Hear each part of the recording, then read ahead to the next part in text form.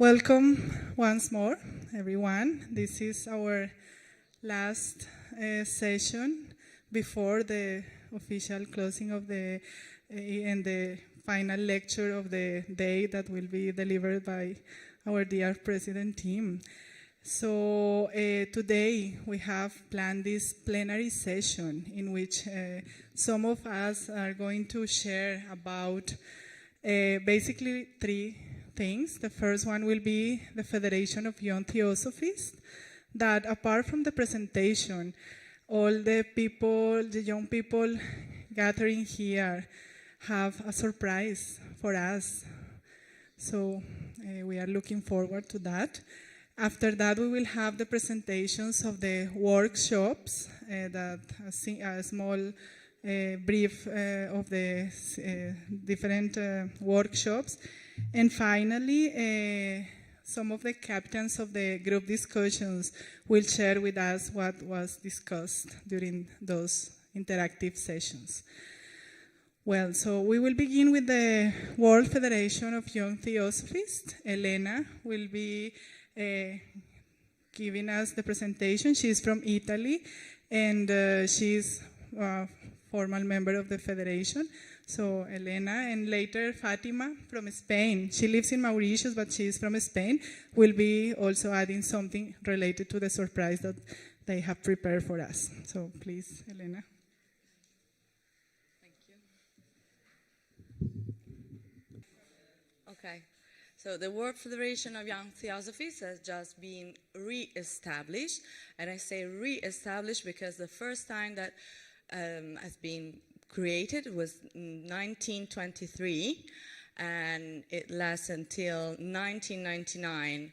And then for 23 years, we just didn't have the federation, and thanks to the COVID, we can say, during that period, we start to organize a lot of online meetings and start to talk about to reestablish the federation.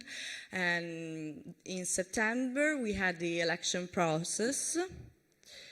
And so 7 officers from all over the world were appointed. And so we have Catalina, which is the event coordinator officer. And she lives here in Nadiar. She's from Colombia, but she lives here in Nadiar. We have Christopher, Secretary Officer from the Philippines, Seth Edwards, Executive Officer from the US, Sarah, maybe everybody knows, Community Officer from Spain, Mary Kay, Education Officer from Estonia, and Brandon, Innovation Officer from Singapore, and me from Italy. I'm in charge of media, social media.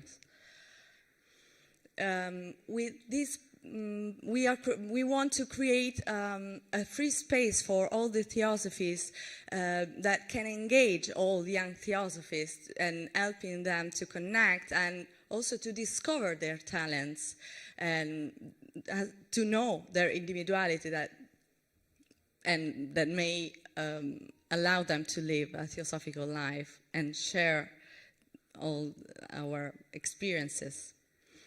This is more or less the index, as you can see on the website. WFYT.org is the address of the website, and so please, everybody, go and visit the website.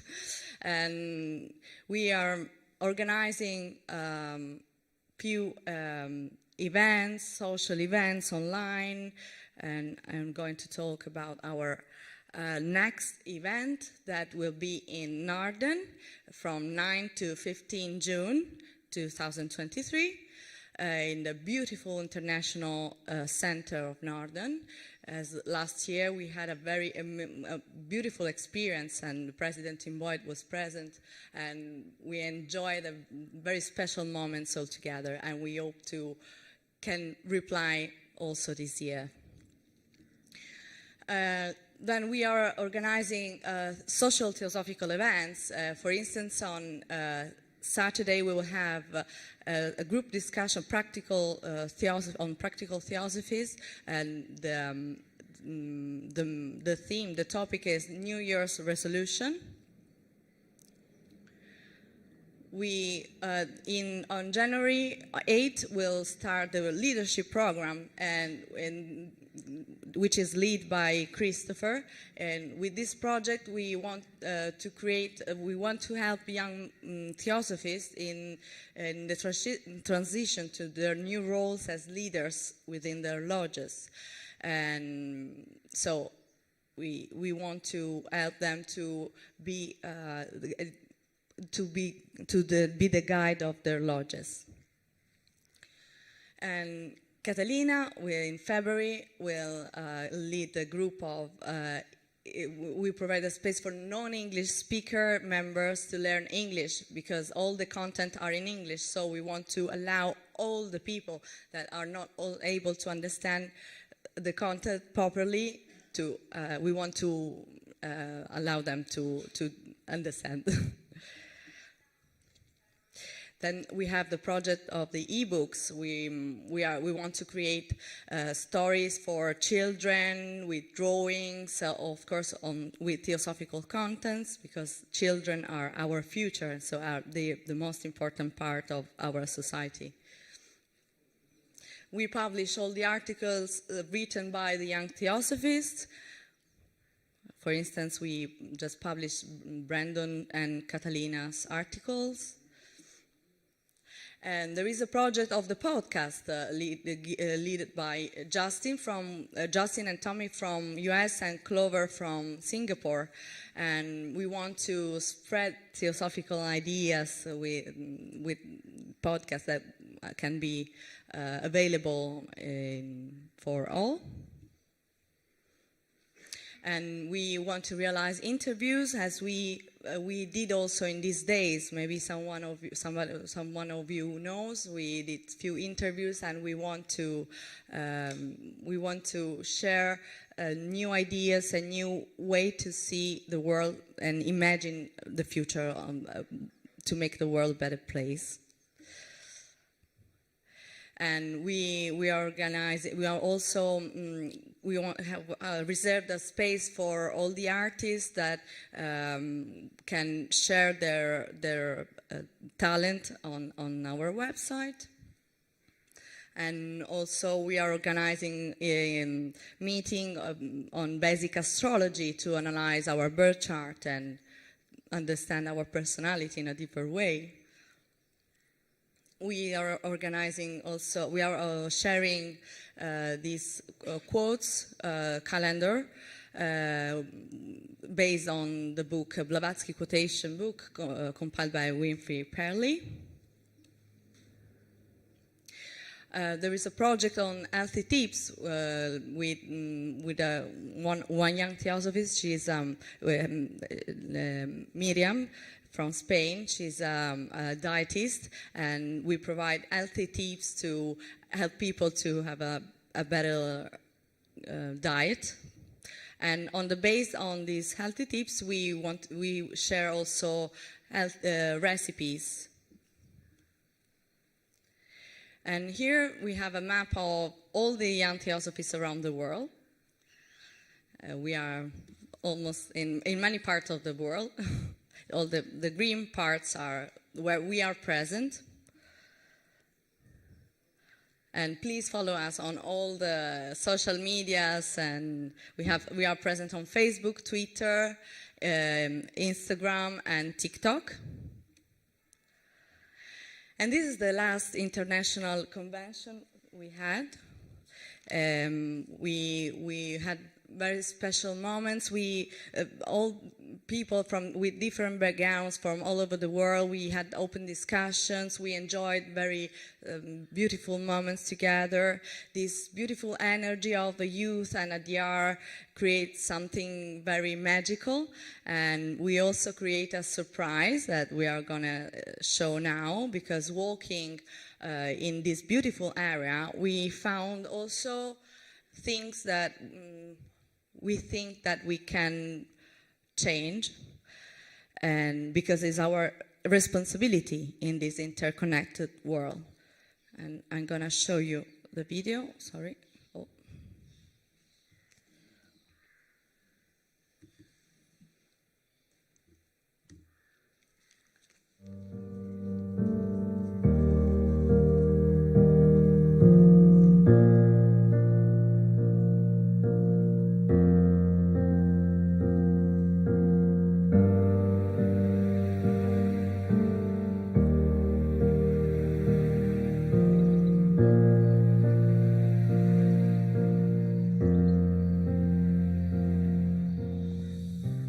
place where people enjoy walking has always been along the river path. It's called the Radha Bernier path now, which can lead all the way to a gate that opens up onto the beach at the Bay of Bengal. And it's always been quite a pleasure. Mangroves are areas where the fish spawn, and that is why it's a very important feeding ground for birds. I vividly remember it was all densely covered with mangrove. I like to go to the beach, but there is so much trash that I cannot remove my shoes. And also the animals cannot live there. முன்னாடி சூப்பரா இருக்குது எல்லாமே இந்த மாதிரி கழிவுறு எதுவுமே இல்ல பிடிப்போம் ஆத்துல இருந்து தண்ணி நல்லா போவோம் அப்போ நல்லா வருமானம் வந்து ஆத்துல கூட கொண்டு போனோம் 15 வருஷம் இருக்கும் 15 வருஷத்துக்கு முன்னாடி அந்த கடல் தண்ணி மாரி அப்படியே பளிச்சு நம்ம கண்ணாடி மாரி இருக்கும் கீழே என்ன மீன் மாரி இருக்கு இங்கே மேல இருந்து பார்த்து It was a magical river, it was a freshwater river. Dr. Arundel used to take a swim there. We had a springboard behind the headquarters hall. That's the river. So that the river was everything. Some say you drop a coin, you can see it. The water was so clear. It used to be really blissful walking along the river path. It was a narrow, winding path. And every bend you would wonder what you will see. It's not a straight path where you can see right up to the end. It used to be a winding path. So, and we'd be, we'd have this feeling of anticipation as we, came to each bend. It's very diverse. So it was not only bird life. Bird life was very rich. Insects, butterflies, all these. And migratory birds. We used to look out for the birds which used to come every season. Over the years, we've tried to address it. It's been something where we have worked with various volunteer groups to clean up literally tons of debris. We have had to have truckloads running in series to take away the debris that just flows onto the shores. As a theosophical society, the first thing that we have to do is create an example ourselves within our campus. I think I believe that if we all work together, the beach will be a better place for all of us, for the children, and for me when I grow up, it will be better for all of us.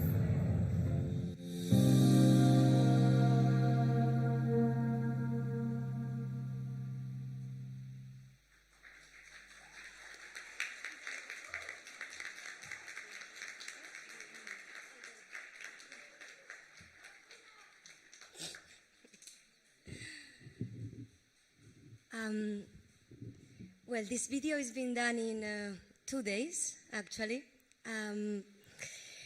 Our purpose with this was, well, in one hand, to use this material to raise funds for some companies that have offered already to make a new cleaning of the river, but also to share with you certain reflections.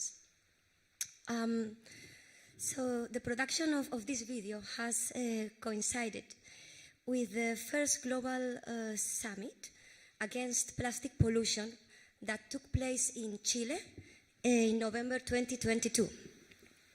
So for this occasion, certain alarming numbers based on some studies have raised. Just sharing with you some.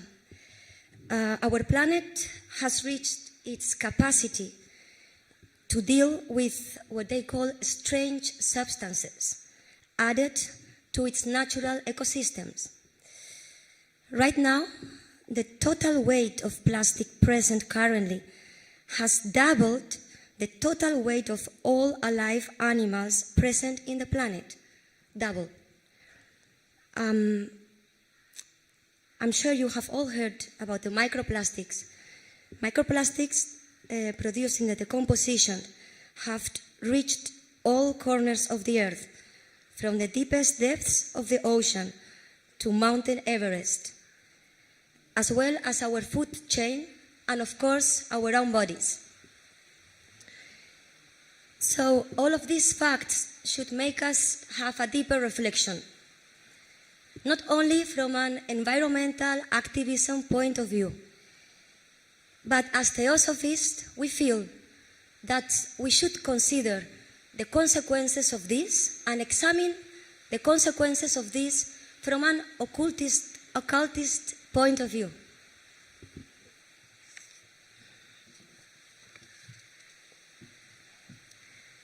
What are the real consequences of such a change?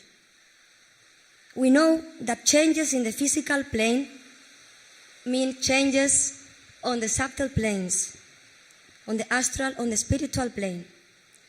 As Dr. Ravi was mentioning yesterday, when he was asking Krishnamurti, do reactions produce changes on the molecular level? We wonder, and we like to throw this question to all of you. Do changes at the molecular level also affect the subtle planes? How is this working? So the same as a theosophist, being vegetarian has a very deep meaning. We think that it is necessary, and we'd like to invite all of you, all of us, to have really a proper examination of how all of these changes can affect us, can affect the evolution, can affect everything that we believe as true as theosophists. We believe that this is very important. We were also thinking, we were studying in this Youth Convention, the hidden side of things of Leadbeater. And we were all very sure that if Leadbeater was alive right now, there will be for sure a chapter on this matter. So what we feel is that this examination is very necessary, because if considering this from a deeper level can also raise a very deep and meaningful change on the awareness and the consciousness of all of us. Thank you very much.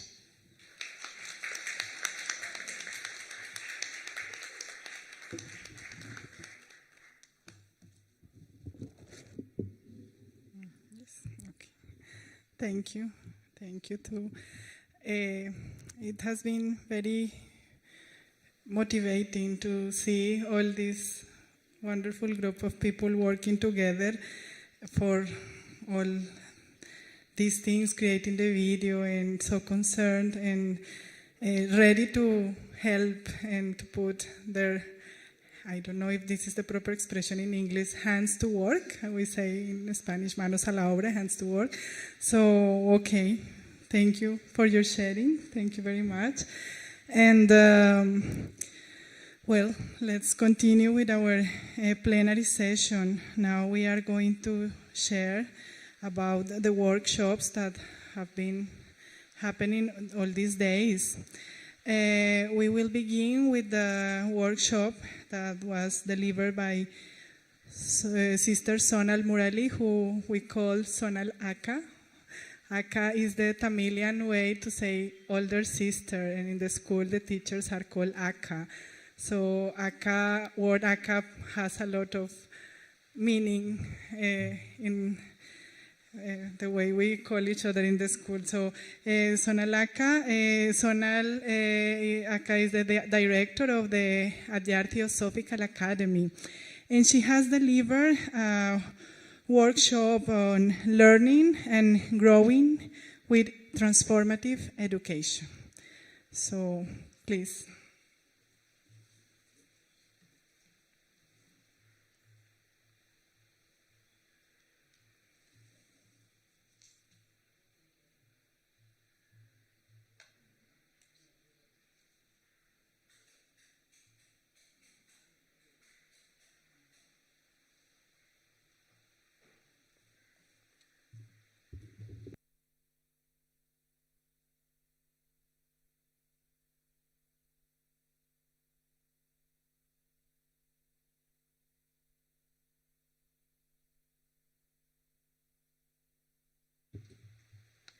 Good afternoon, everyone. So we had the workshop on the Theosophical education over 2 days, and we divided that into 2 parts. Day 1 was learning and growing through transformative education. This line has been given by our President Tim when we were thinking about the motto for the school. The first day we had 36 attendees. The next day we deliberated on education for life, a theosophical perspective, and that day we had about 30 people who attended it. The attempt was to look at the education holistically from the child's point of view, from the educator's perspective, the methodology and the theosophical principles, and how they are translated into work, basically the how and the why of it. The objective of the Theosophical Society is to bring about the transformation of the individual and that of society. In Chandogya Upanishad, Sanat Kumar speaks about Paravidya. Paravidya is the true knowledge, and he says it is that which liberates us. All the rest is called Aparavidya, and there could be hundreds of subjects, but that will not give you peace. As a young 17-year-old, Krishnamurti also writes in Education as Service, if the unity of life and the oneness of its purpose could be clearly taught to the young in schools, how much brighter would be our hopes for the future. And this is more relevant today than ever. On one hand, the world has come closer together, and on the other hand, we know that racism has increased, ideology-based factions have increased, and fundamentalism is on the rise. We also briefly looked at the Indian education system and its pitfalls, rigidity, which is churning out hundreds and thousands of students who are stressed, they are self-centered, overburdened, and into impulsive adults, which go on to feed our stereotypical society.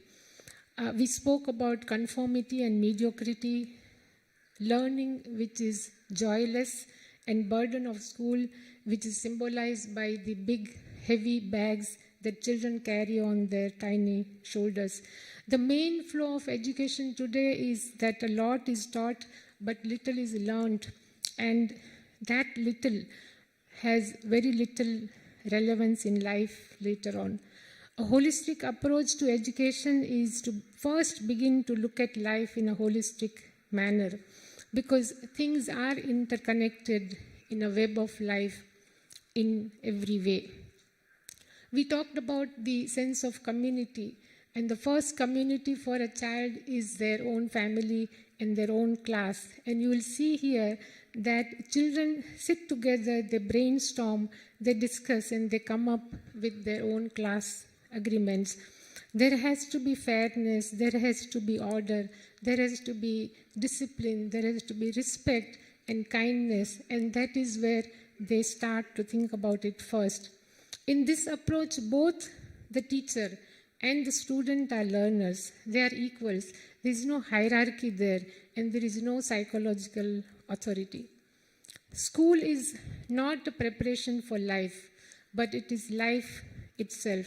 That's the real world for the child, and we cannot be patronizing or condescending and think that their problems are little and they don't matter. Their problems are and challenges are as real as ours are to us. Children are co-creators and capable of extraordinary things.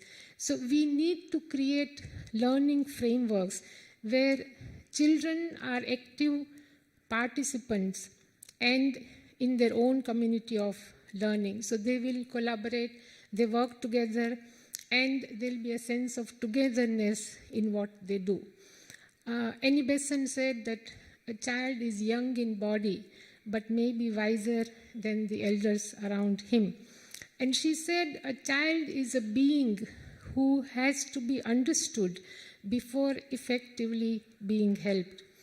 Because every child is searching to understand something, to grasp a piece of life.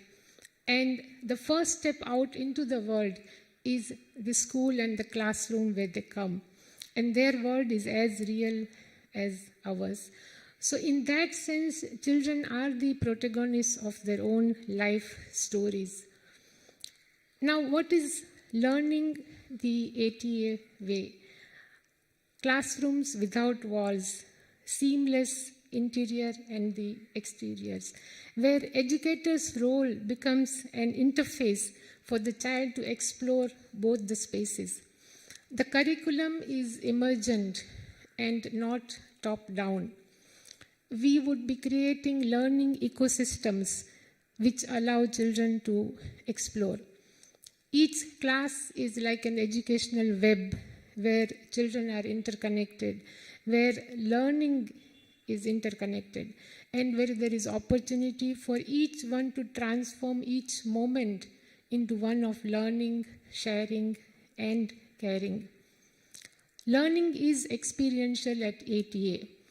Process is more important than the outcome. And the outcome has to be celebrated and not used as an assessment tool. So in that sense, learning is organic in nature and it is contextual. We have a lot of circle time where everybody is on an equal footing. They share their ideas and their feelings. Making kindness visible. Our classrooms have kindness walls which can be filled by children when they do an act of kindness. They make a gratitude wheel created by them, which they can spin and sing a gratitude song. We also encourage children to express what they feel within through various channels, which are journal writing, conversations, writing poetry, letters, songs, and stories. And one such collection of poems is available at ATA if you wish to take that with you and share with others.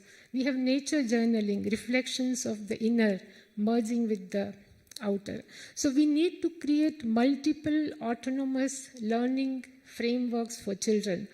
And the role of an educator is to provide a safe and nurturing environment. And they need to show students the bigger picture, the vastness of things where we are a very, very small infinitesimal part, but we have a role to play. And that gives children the perspective which is very much required. Moving from taker culture to a giver culture. Today, due to the commodification of everything around us, everything is termed in the value in terms of money.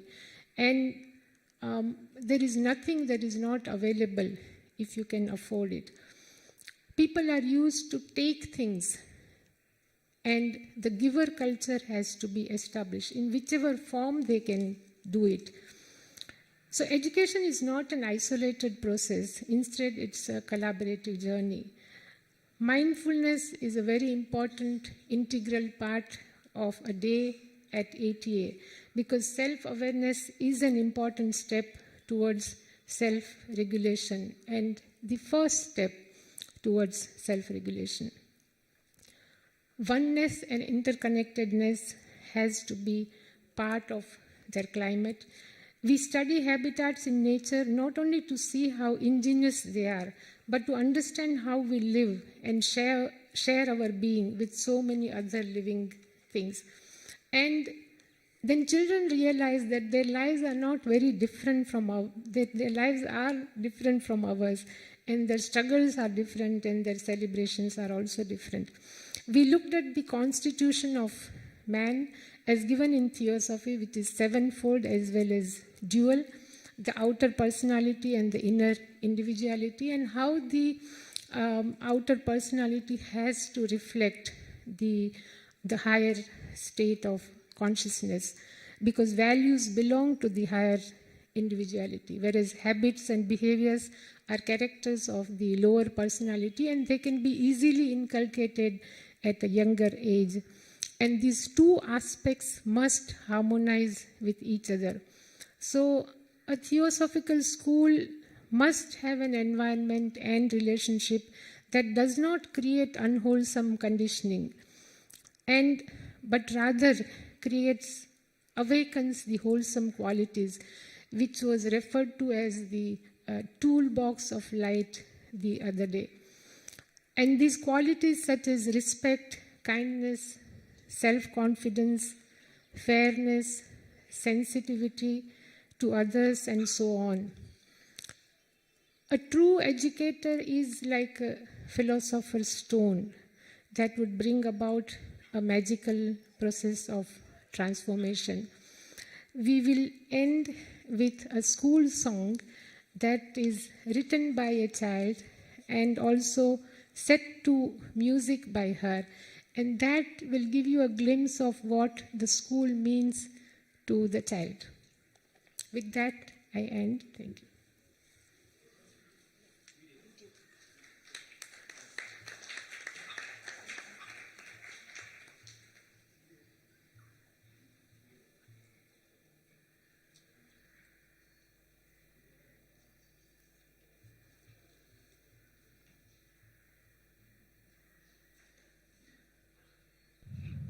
H is a school of friendship, a place filled with love, fun, and kindness.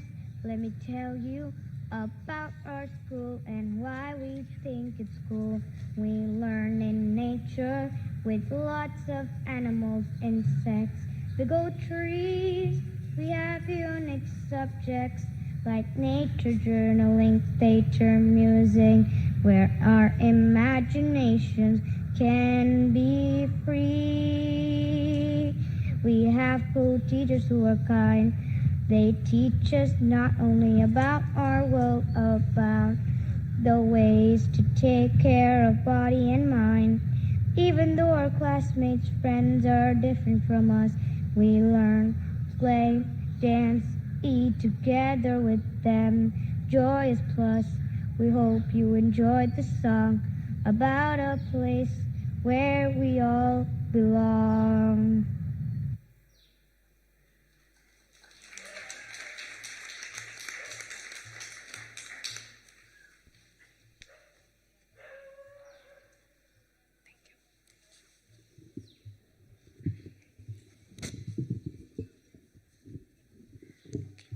Thank you very much, Sanalaka.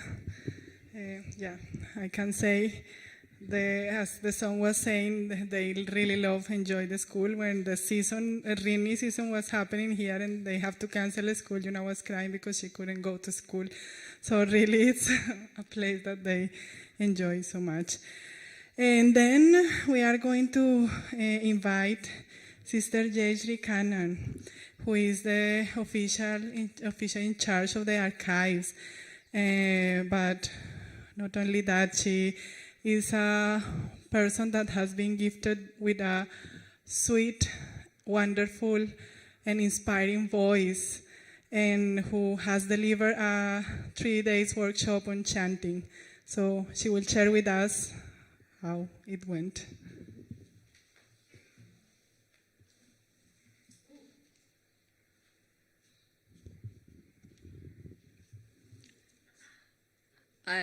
First of all,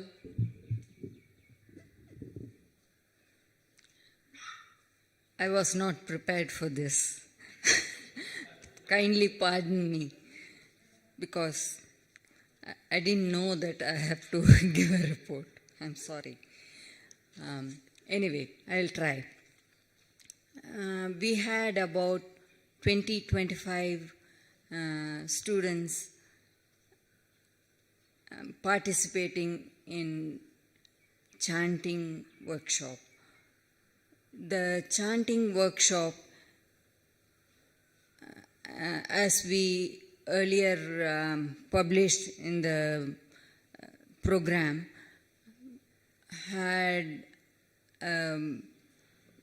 traditional way of learning chanting, Vedic mantras.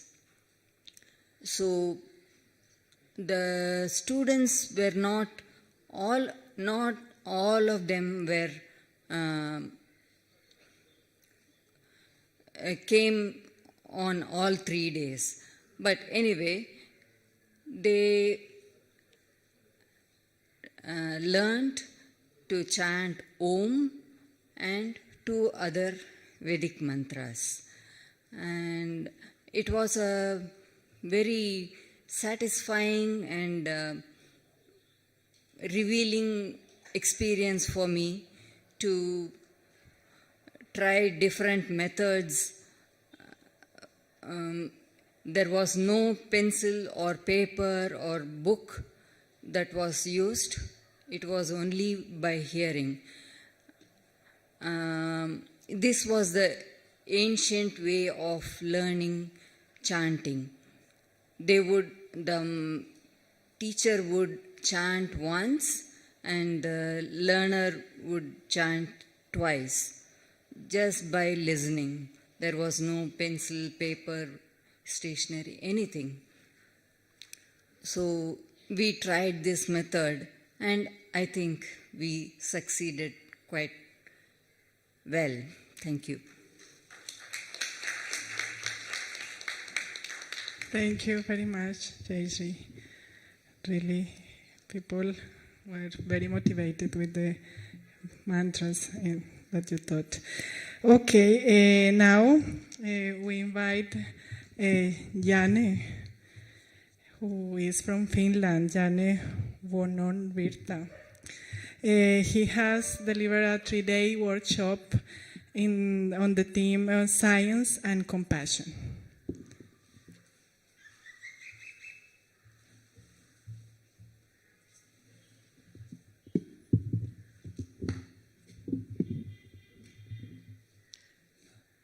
Hello, everyone. We had a 3-day workshop on compassion and science, each session lasting about 1 hour.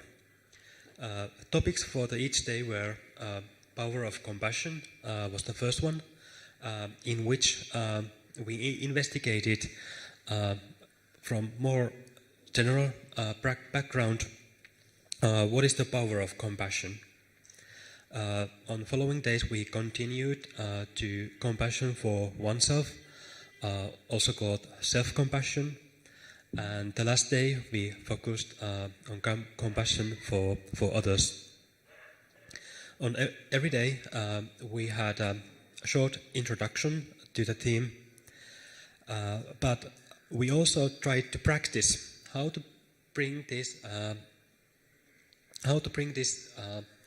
how we can practice in our daily living. So we did some reflection on some questions that I had prepared, and we had some sharing about our own experience, and we also tried some secular meditative techniques that we can use to improve our ability for compassion. And from the scientific perspective, there is a growing body of research that is beginning to show that the paradigm of selfishness, it's actually wrong. I know that many of us, we have learned as a child throughout our years that even though compassion is something that we value in every spiritual tradition, in theosophy, we say that compassion is the law of the laws. So in our daily lives, we have quite contradictory relation to compassion. And we tend to think that compassion, it is, even though it's a good idea, it's a beautiful idea, we have, in many cultures, we think that compassion is a little bit foolish. And it can be even harmful for us. And many people who are not educated think that this is an actual scientific fact. But that is not actually true. It seems to be the opposite. So during the past 2 decades, we have more and more studies showing that the capacity for compassion is inborn within human beings. We have also learned that compassion brings many benefits for the individual, such as increased happiness. We even talk about the secret of happiness. So, do you want to know what the secret is? Yeah, so the thing is that usually every one of us, we want to be happy. But the more we are looking for happiness for ourselves, it seems that the less happy we are. And one of the paradoxes of compassion is that the more we think about others, the better we feel. And it's not, well, this is the very basic teaching that we have learned through Theosophy within every spiritual tradition, but it's actually also based in neuroscience. So we can see some parts of the brain activate, like our reward system. The more we think about others, the more active our reward system is, meaning that there's more dopamine, more endorphins, and other hormones that our brain produces around. So compassion feels, we can say that it feels as good as eating chocolate. There are many other benefits. Having compassion gives us feeling of purpose. It can decrease our stress. It improves our health, and it can strengthen our connection for other people. However, if we don't cultivate this capacity, our compassion can stay narrow, biased, and random.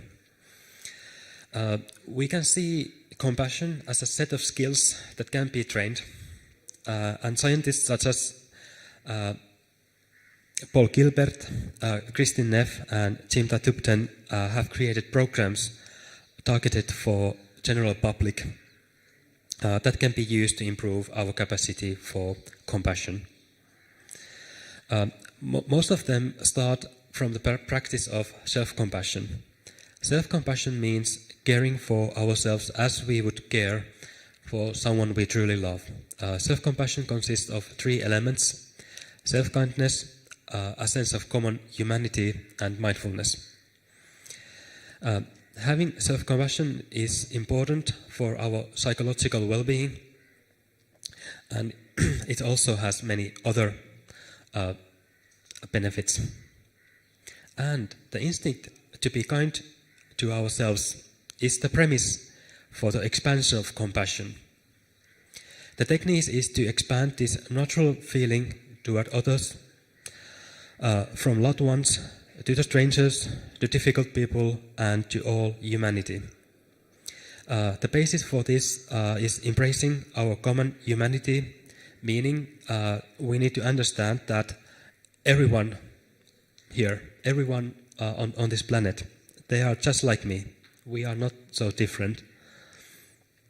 And then we need to learn how to appreciate others, to see how interconnected we are. And this is something we have talked about all morning already.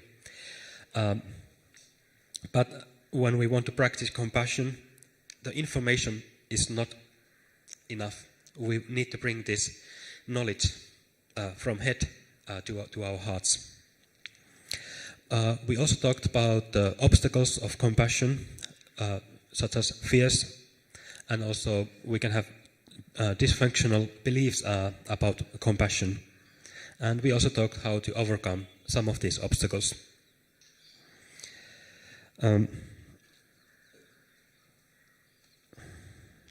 So the first part of each session was a short introduction, and then we also practiced some form of compassion, meditation, such as loving kindness, exercise, kindness for ourselves, and then we tried to have more compassion for ourselves, and then in the last session we practiced how to expand this compassion for our loved ones, strangers, and for all humanity.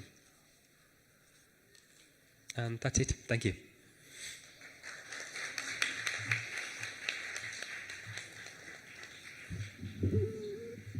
Thank you very much, Janne, for sharing such a practical approach for life. And we will end the sharing of the workshops with Erika Georgiadis from Greece, who is the director of the School of Wisdom. And she's going to share about the mini school of the wisdom that we had during our convention.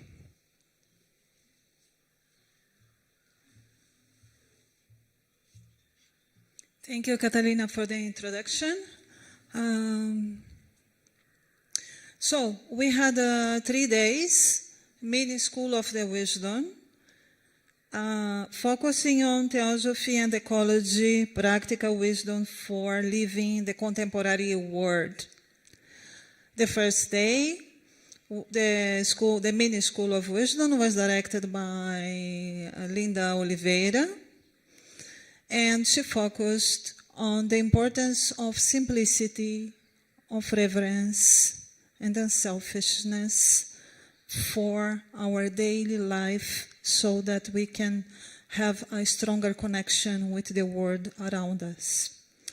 On the second day, the school was directed by our sister, Dr. Radha Raghunathan, who also, during each day of the school, sang a sacred hymn dedicated to Ganesha, to Vishnu, and Shiva. Her lecture focused on ecology and Advaita Vedanta, and the essence of her talk is that the universe is an expression of Brahma.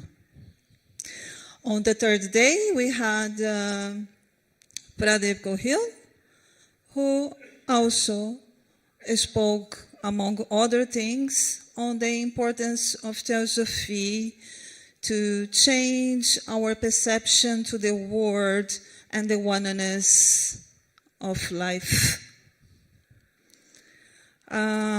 We had around 140 participants one day. In the other days, we had around 80. So that was a good number. All sessions were open with the universal prayer also. So it was 3 very, very inspiring days of the School of Wisdom, which aimed, in essence, to broaden and deepen our sense of self beyond the narrow sense of a personal self, to an identification with all beings. In the voice of the silence, ignorance is defined as the belief in the existence of a separated self. Please notice, this is a very important point. Ignorance is defined as the belief in the existence of a separated self, while knowledge, it is the realization of the impersonal self. Realizing our unity and the oneness of all is true knowledge in light of theosophy. Also, in the voice of the silence, the path is a metaphor to the self. As, for example, cited in the preface of the voice, we find the following open quote: "In this path, to whatever place one goes, that place one's own self becomes," close quote. The path is a process of awakening, involving different states of consciousness as it unfolds within oneself. Hence, the path, in fact, is related to the daily unfolding of consciousness across our daily life in our journey in this world of matter. To experience the path, One needs, however, to become the path. It does not mean that if the path is the self, the path is there. It's a state of consciousness that one must awake deep within the self. Blavatsky also comments that the path varies from person to person because it's a process of becoming, and that involves also sense perception. She says that when our consciousness is linked and focused in the material world, we begin following different paths towards awakening, towards spiritual awakening. And she refers to the path of hearing, to the path of seeing, to the path of touching. And in this way, she also mentions that the link to our higher self occurs through the highway of sensations. She specifically mentioned the highway of sensations. So, in this way, she also points out, and I will go to the point of ecology and the aim of the School of the Wisdom very soon.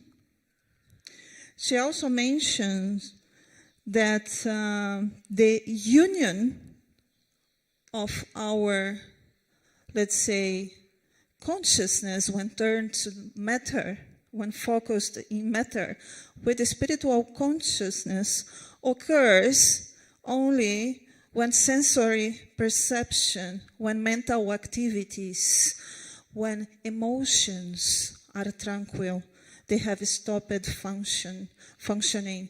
The person enters a state of passivity, of tranquility of the mind, that there is no movement in emotion, there is no movement in thought.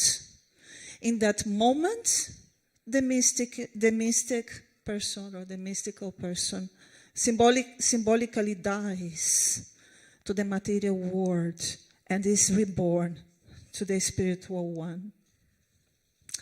Of course, when talking about practical wisdom, theosophy, and ecology, the view that our self is separated from everything around us is ignorance. And such a view is fundamental to understand how one can become more aware of the world around us and how we are intrinsically connected to everything. Perhaps a practical way to beginning cultivating a less anthropocentrical view of the word anthropocentric is coming from the Greek. Anthropos means human being, centered.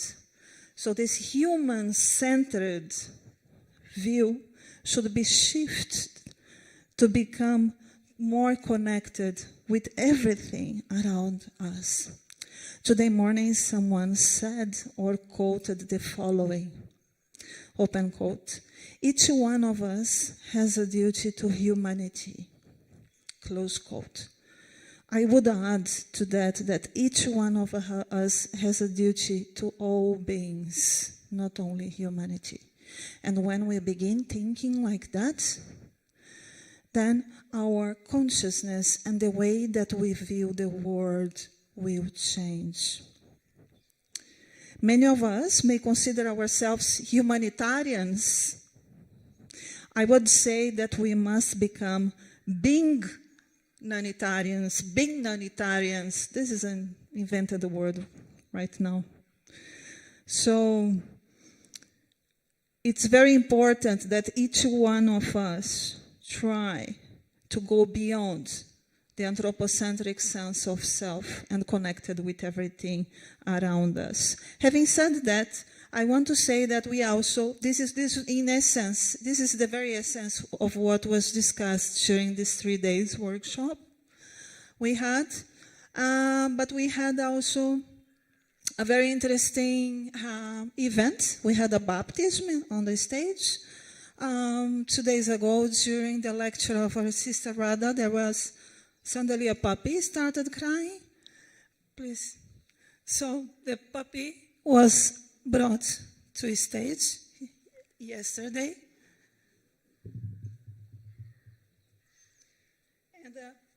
And we baptized her as Hope. So today morning when I came to the lecture, to the morning presentation, Shikar came running to me and told me, Erika, Hope is gone. And I looked at him and said, what? So I was around the bushes searching for Hope, and I found her. And she's here with us again.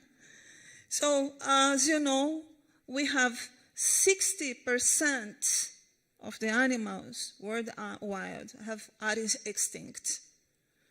Animals, the nature, as you saw the young Theosophist presentation today morning, are all being deeply affected by the environmental changes caused by the overpopulation and other serious problems. So let's try to change that, become more friendly to everything around us, becoming more aware to everything around us. And I want to say that black dogs everywhere around the world, they are less likely to be adopted, and they are more likely to be mistreated. And this is a very sad fact. So I hope that you all here in Adyar will take very good care of Hope and her sister and brother who are just back there. And I hope that next year, if I am here, Hope will be here with us again. So thank you very much. And that's all I had to say.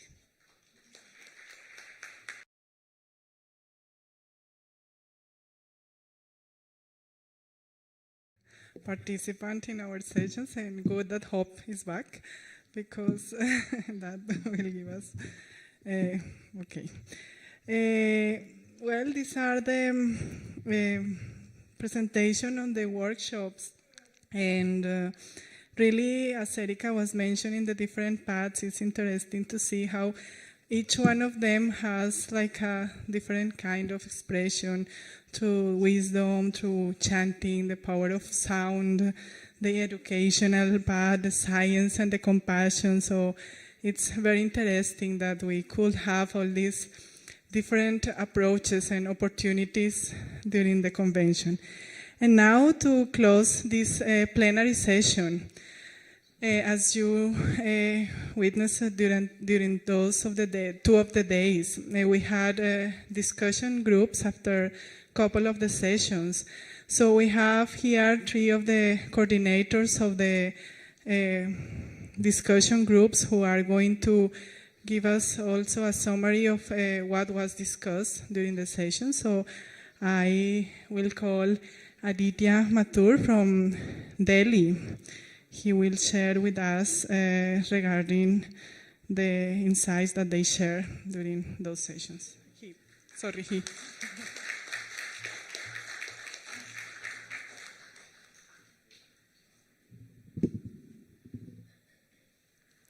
Hello everyone. I'd like to start off by saying it was a very inspiring discussion we had during these days.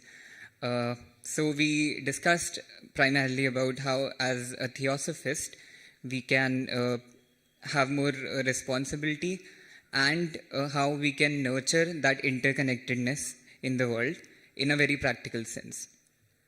So I'll speak more about nurturing the interconnection part. So we started off by discussing how we can learn so much from each other. We all come from so many different backgrounds. We are so diverse. And in that diversity, there is a lot more to learn from each other. Just like they say, where there is more resistance, there is more learning. So if we simply observe around us how people are and how they act, for example, if someone speaks very softly, so when you're around them, you feel more calm, and it's a very good feeling. Similarly, how someone who's happy all the time, we can learn from them that whatever the situation is, it will pass, whether it's good or bad.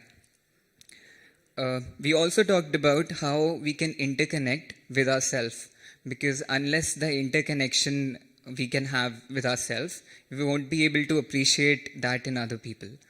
So self-transformation is the primary step that all of us need to take. So we talked about how we don't naturally sometimes feel interconnection when we are around people. So in a very crude sense, what we can start off with is we can do more study, we can read more books. And when we read those books, we can try to implement them. We won't be able to do maybe everything at once. We can start off slow, baby steps. We read, we try to implement whatever we learn. And in this way, we will slowly build that sensitiveness that we are looking for. We talked about how in life we should experiment always. So for example, I take up one thing, I try to do it, I see if it works, if it works for me. If it works, great. If it doesn't, then I drop it, pick up the next thing, and try to do that. This approach in life where we experiment each and everything and we try to move forward, there's no failure, basically, because we are simply learning, and that's the aim of our life. So we talked about how in different ways all of us can experiment. In the discussion, it came up, someone likes to experiment and likes to understand the life and its interpretation through tarot cards. Someone could do it through art. Someone could do it through numerology. Someone could do it, let's say, through film. So everyone might have different methods, but ultimately we are all striving for the same thing. So essentially what we discussed was we should start with ourselves. So if we try to have this unselfish attitude in life, which again we can learn from a lot of people, and when I say people, I also mean children. There's a lot to learn from children, how pure they are, how unselfish they are. So that's a very great step. We also discussed about how we can cultivate the ethical form of living by trying to minimize whatever we consume on the planet to leave a smaller footprint. And the evolution as a whole is a process. So we should focus more on the process and not on the outcome. In the end, I'd like to say we should all do what we can and do all we can. Thank you. Thank you, Aditya. And now, Leonardus from Singapore.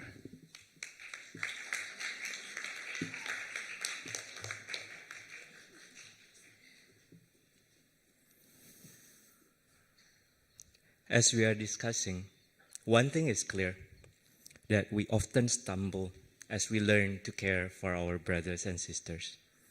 We live in such a world, after all, seemingly messy and very non-ideal.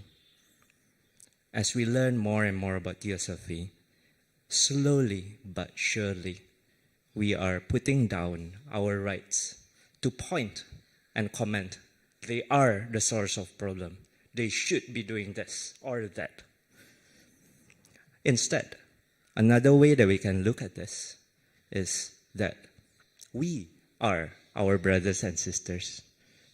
That no longer it is their problem, no longer it is their pain or their sufferings, that we are just merely attempting to help, but it is ours now, that it is our pain, it is our issue, because one way or another, it is us that is causing the fact that they are facing what they are facing. And in taking care of them, as we have heard in the past few days, ours will be resolved as well in time.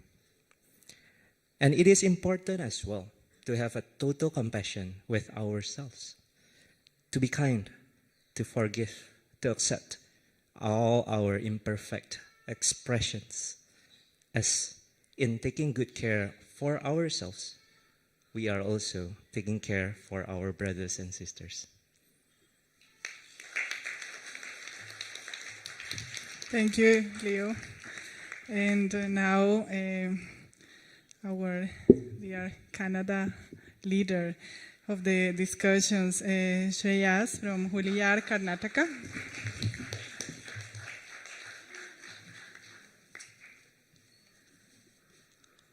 Hello everyone. The same thing they discussed. We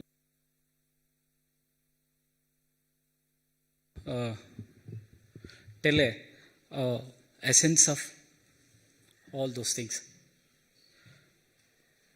Responsibility is the tool of evolution bestowed during the course of individualization of humanity. Our awareness decides our level of responsibility in this interconnected world with nature, family, universe. Hence, responsibility is understood as universal brotherhood, which is the essence of the theosophy. One Ishopanishad shloka is there. Isha vyasamidam sarvam yetkincha jagatyam jagat tyena tyaktena bhunjita magruda kasyaspit dhanam. And finally, we discuss our basic theosophy grantha called by At the Feet of the Masters. On that part, we discussed about that love. I'm telling in the one good Kabira's sentence. ಪ್ರೇಮ ಒಂದಿರಬೇಕು, ದ್ವೇಷವೆಂತಾದರೂ ಸರಿಯೇ, ಮನೆಯೊಳಗಾದರೂ ಇರಬಹುದಯ್ಯ, ವನದೊಳಗಾದರೂ ಸರಿಯೇ ಸಂತ ಕಬೀರ ಅಂಥೇಳಿ. That means love is essential even though it is hated, whether at home or in the forest. Lastly, I'm telling one word about this. Love is virtue of all virtues. Thank you.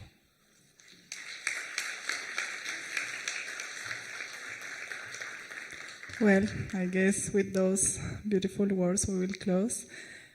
But I want to thank you all, Elena, Fatima, Jayashree, Erika, Janice, Analaka, Shreyas, Leo, and Aditya, and all of you for all the sharing, because this is really the product of all this richness that we have shared during these wonderful days of convention. And thank you very much. And okay, we still have our wonderful lecture to come, and okay, see you around. Thank you very much to all.